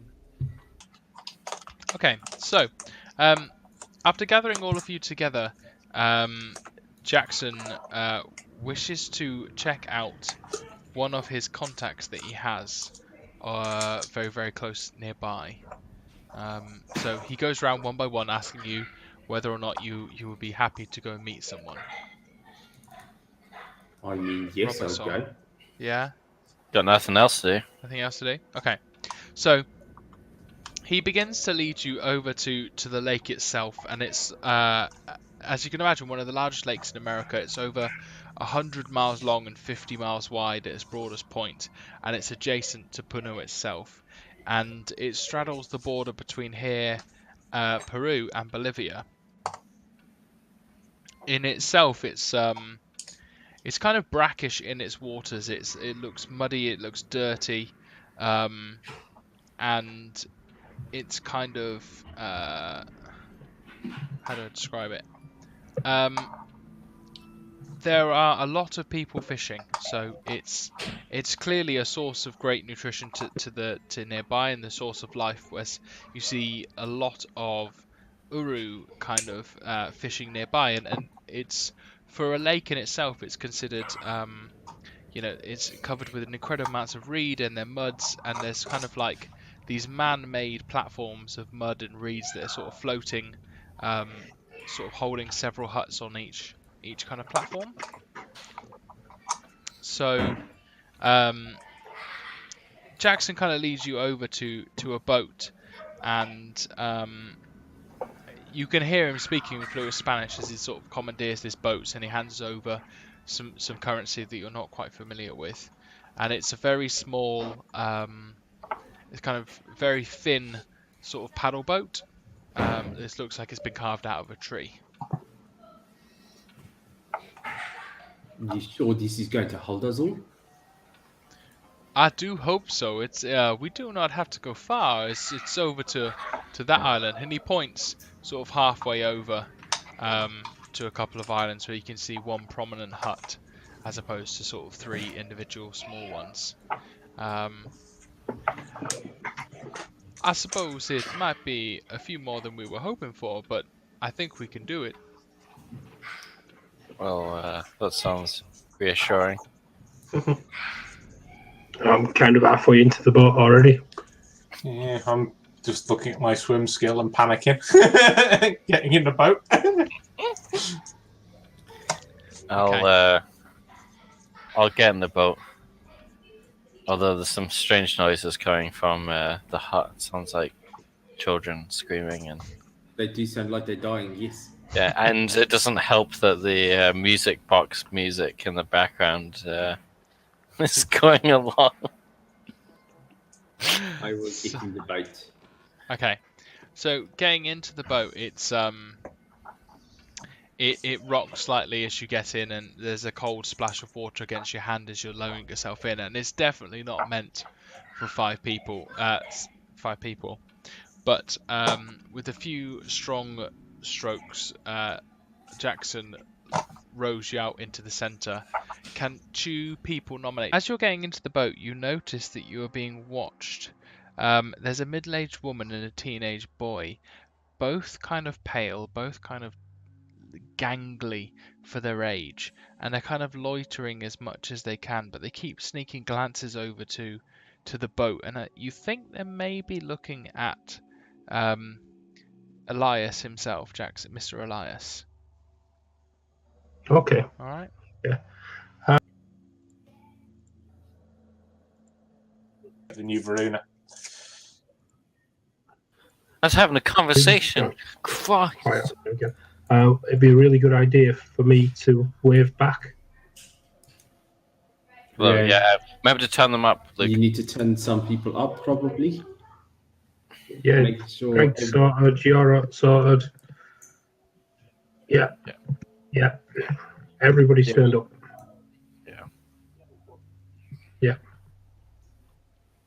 Yeah.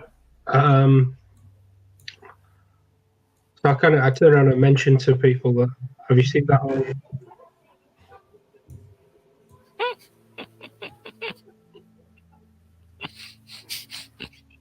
Of course I'm going to tell people that. Huh? Oh no, someone's disconnected for me. It's Joe. Joe just. Oh no, Joe's fine. He made Greg disappear Greg is in his face. Ah! You back, Greg? Hello. I missed a funny. What happened? No, No, I was just all the hassler doing it silently, and then Robert just tells us all. Also, I haven't told anybody anything yet. Joe No, didn't he's going disappear. to. Yeah, but, maybe I won't then now. Well, your character Maybe would anyway, I'm though. going to sit there sulking for the rest of the boat ride. Why? He'd be the most excitable person in the world. He'd be pointing everything out. A tree. Oh my god, Yes. the water! We're all I'm gonna stand contemplating up. throwing him overboard. Well, not stand. I'm going to sit up a bit higher, and I'm going to wave at two random people as we're going past. And Okay. I'm looking for what their reaction's going to be. Okay. They kind Right. of freeze for a second and awkwardly kind of walk back to the side and try and get out of view by going behind a couple of bushes.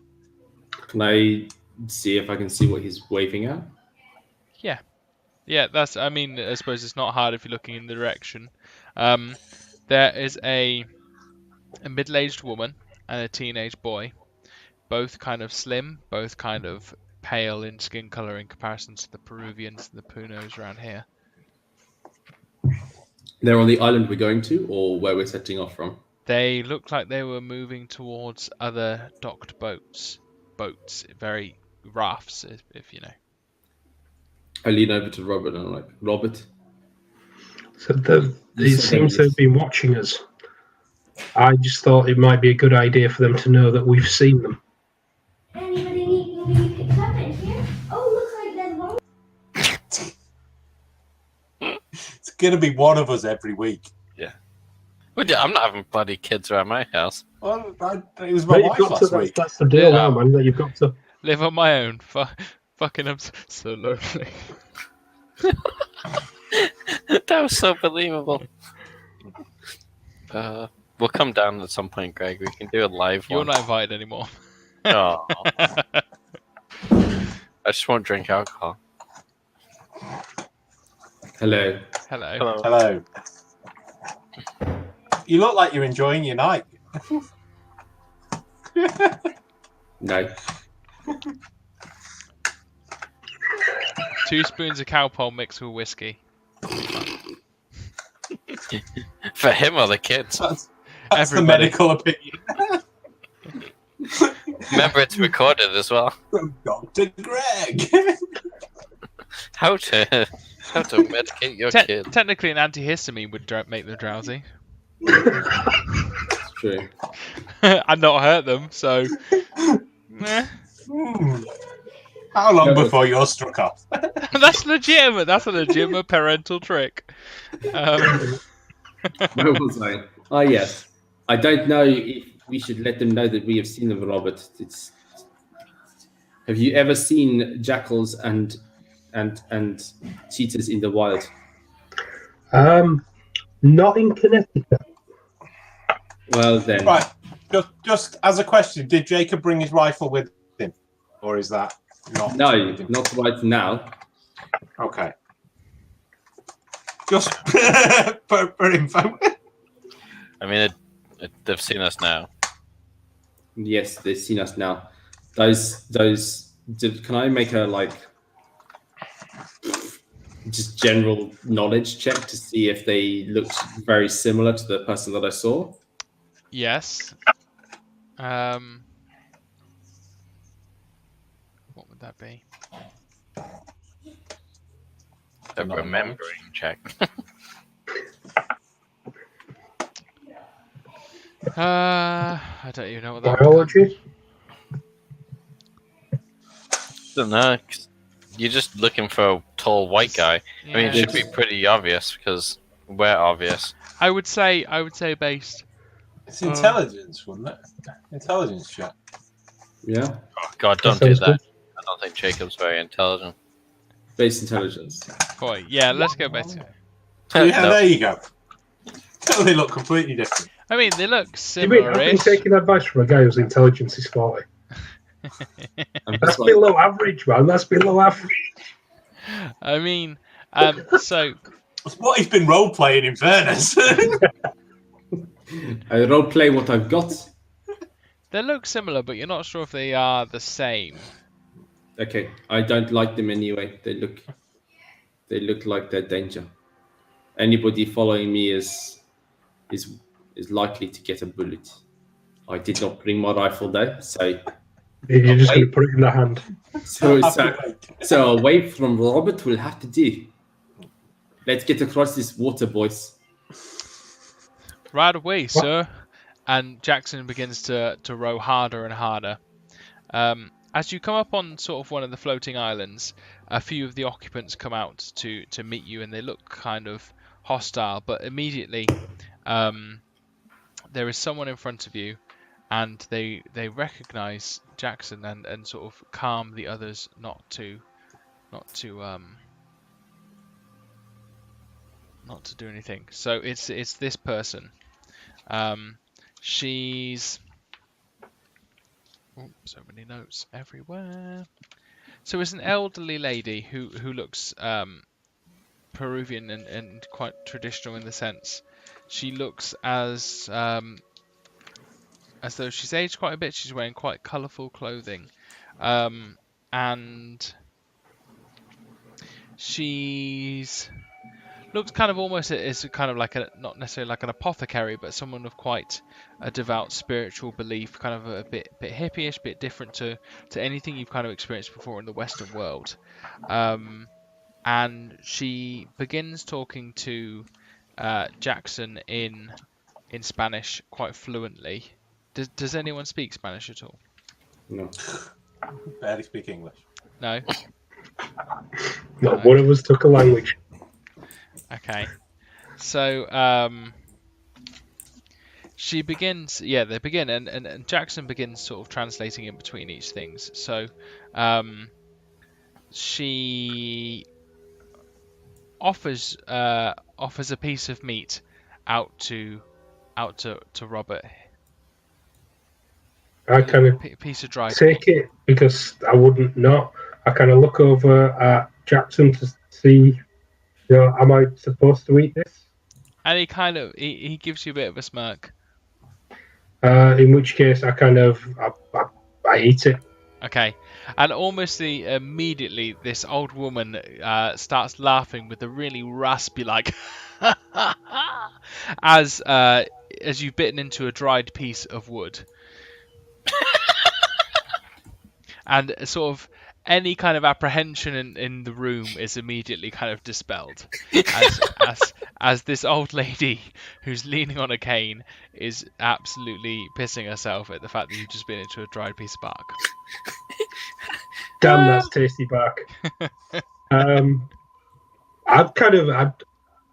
guess my guy would see it for what it is and see that it's broken the tension, so he's kind of going to laugh along with it. Yeah. Make the most out of his stupidity. Okay. So there's a huge amount of sort of a very quick Spanish conversation that goes on between the back and forth of them, and so she begins to sort of provide the exact sort of close locations of where exactly the ruins of the pyramid are, and she talks about them being south from here, less than a day, sort of 80 kilometers drive, is where the pyramid is located, and in general is quite welcoming to you all. They offer you kind of a thick black coffee to huddle round, kind of like a fire. She welcomes you into her home in this kind of mud hut that's floating. Cool. I'm gonna drink it and kind of look around as if I'm expecting something, or this is gonna be a bit of a weird interaction, I guess, with what's his face, Jackson, as the interpreter. Okay. So I don't know. I'm just waiting for it to start, basically, let's put it that way. Okay. I'm kind of doing my best to put people at ease with non-verbally because I don't really speak Spanish. I guess I'm speaking loudly and slowly because that's what you do. Okay. I'm kind of one of the Puninians, one of the locals sort of takes the piece of bark back off you and sort of almost recreates what you've done in sort of like looking. It's very gesteric, sort of, and laughing at you, pointing at you, sort of. They're mocking you in a not in a picking you out kind of way, but just that it was so funny. Yeah, I'm kind of gestures back in positive ways rather than anything else. How silly. But yeah, I'm kind of looking over to Jackson as well to see what he's making, see what he's saying. What I really want to do, but I don't want to just jump in with it, is ask them about the people who were clearly following us. Okay. So if you're not jumping in, so how do you do it? Well, I'm waiting for Jackson to have the conversation, relay what's happening to us, and then in a break in the conversation, I'd kind of, after any information comes back to us, and we kind of at that point of asking questions, and just go out with it. Because I think we're in a position where they'd possibly answer us without it being a big deal, because they seem quite happy with our presence there and happy that they've got a relationship with Jackson anyway. Okay.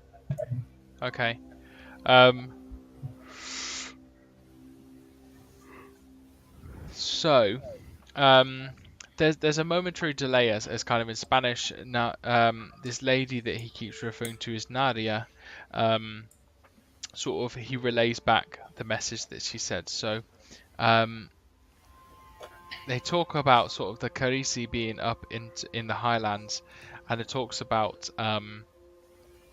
how these people, the name kharisi comes from carving something up with a knife. She talks about being known for Peru, Bolivia, and the names and the descriptions of these people changes from region to region. But the archetypal kharisi is tall, is white, is a man wearing a wide-brimmed hat, carrying a long knife that he uses to butcher people and then steal their body fat. She talks about how sometimes people are drugged, and that their fat might be taken by magic or strange tools that lets them die slow, lingering deaths. And she's heard them firsthand talking about a kharisi who sucks fat out with their mouth, like some kind of human leech. So she goes on to tell you about people within the area and how kind of the conquistadors, being kharisi themselves, stealing fat of the locals to treat their wounds, to grease their weapons, and talks about how later on kharisi priests using the stolen fat to make holy oil or offerings to the gods. All of them, every single person she talks about was a white man, usually a Spaniard. She talks about how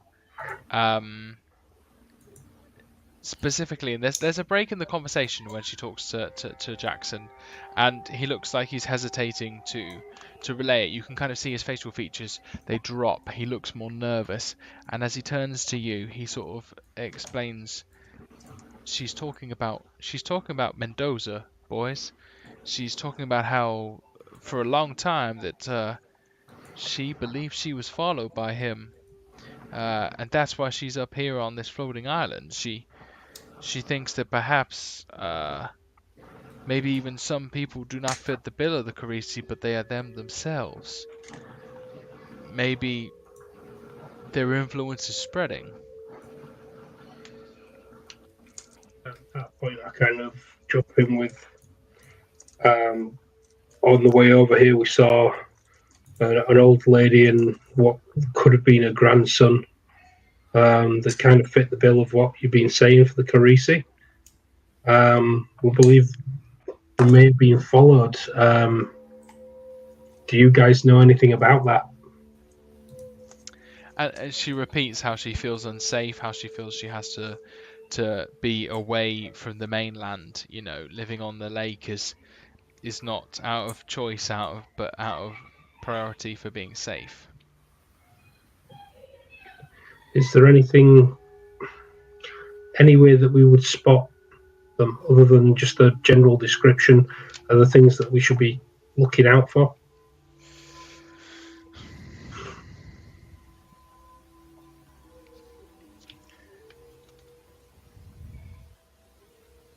She kind of expresses that fear all white men is what comes out. Well, she's doing a great job inviting 5 of them over. Jackson's black. Four. Oh, sorry, yeah. Oh, Oh, that's all I know you're old, but like, is your eyesight going that badly? Lol. No.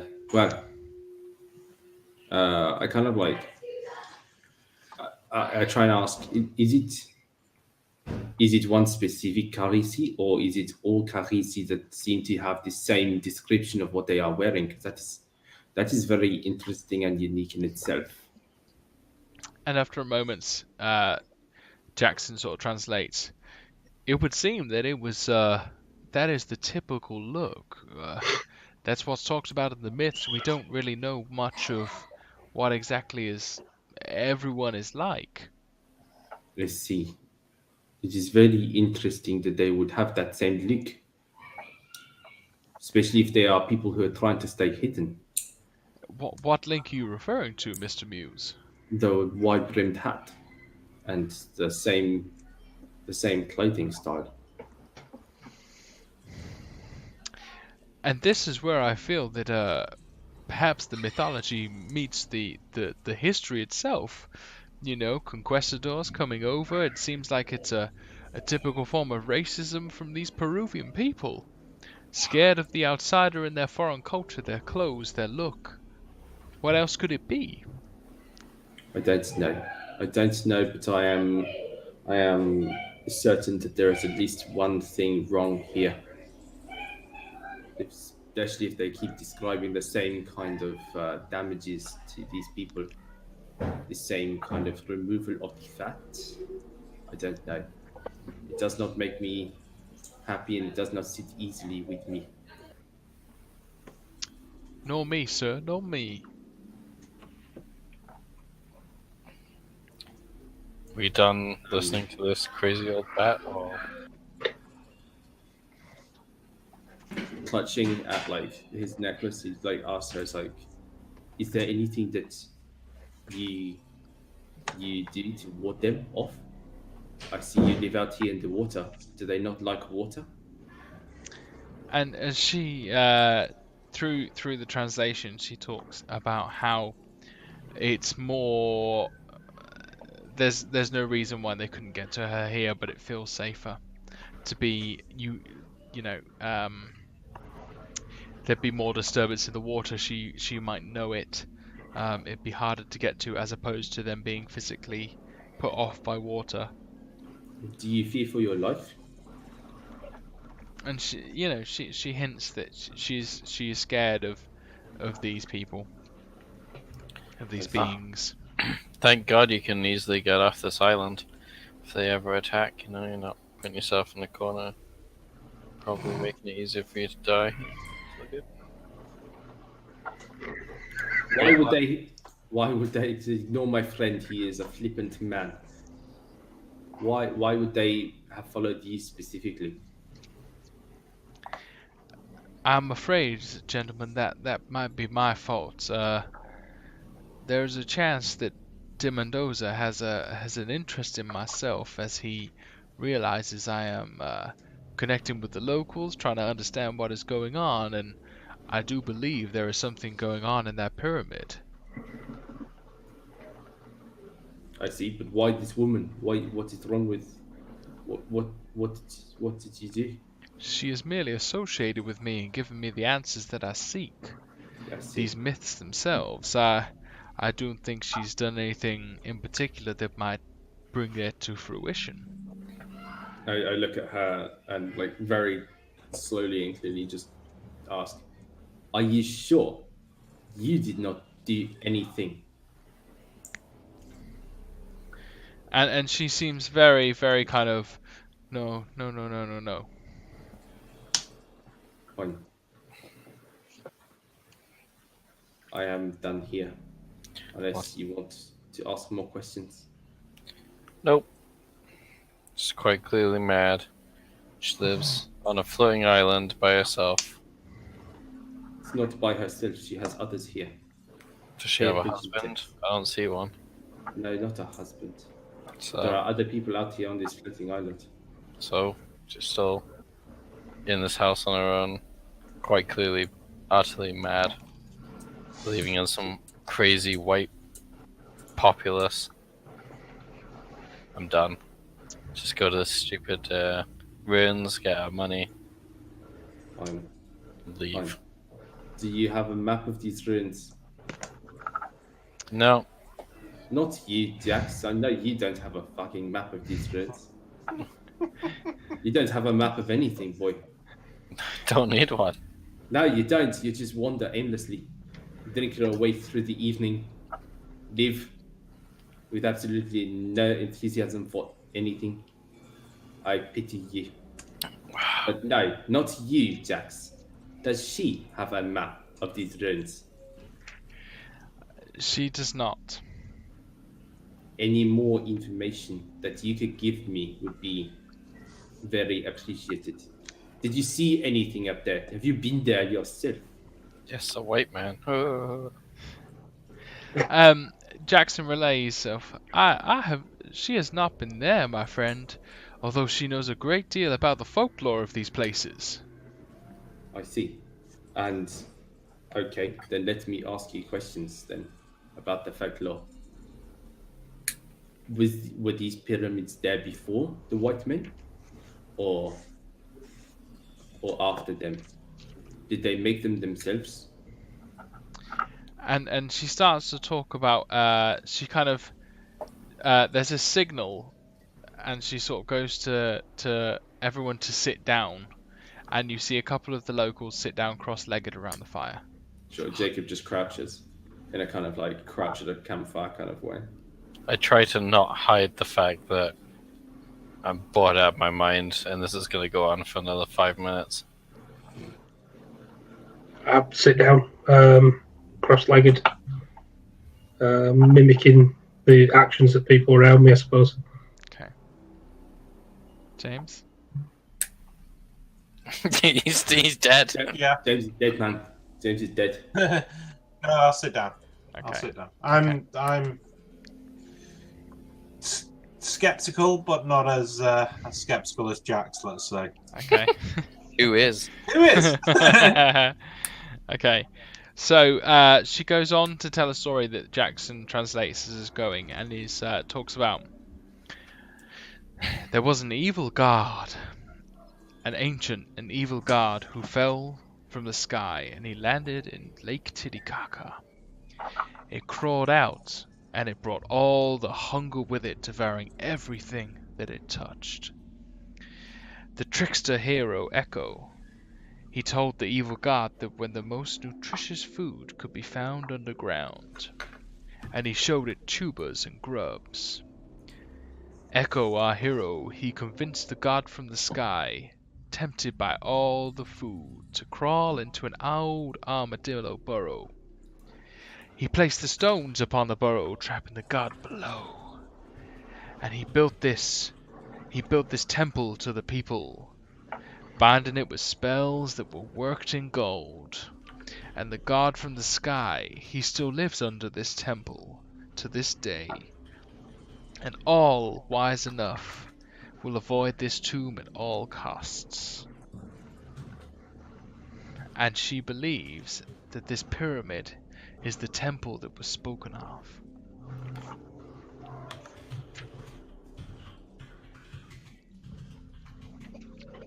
Let's see. Is it said any more of what the beast was like? when he crawled from the lake? He was a guard. I ain't never met a god. I've met many beasts, weird ones, normal ones, all dead now. I'm just gonna walk out of the shack or the hut or whatever. And then wait by the boat. Maybe Okay. keeping an eye on things. See if I can see the people who are watching us. Spot hit him.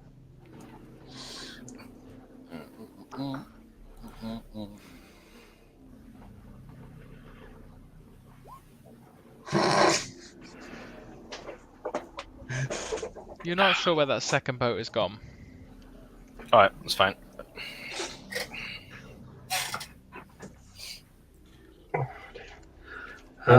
How did Echo convince him? Was he a wordsmith? Was he a smart man, or was it with violence? And Jackson begins to give you a lecture on how not necessarily all legends are as detailed and complex. The mere fact that he was meant to be the trickster, it leads to an assumption that he was conniving but funny at the same time, good intention but sly. This, okay, I see that.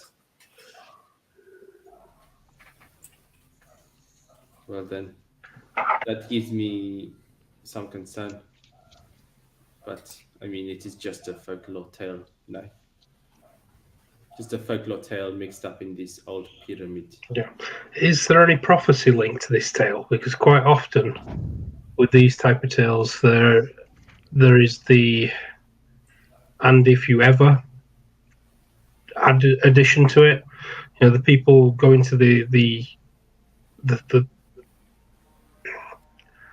is there a way of the god getting out, I suppose, is what I'm asking, because usually there's these type of tales, if you ever go back there, X, Y, and Z will happen, and the guy will come and get you. You know, it's the boogeyman. So she talks about if ever the spells themselves were to fail, that would be the true test of whether the god himself would want to emerge again.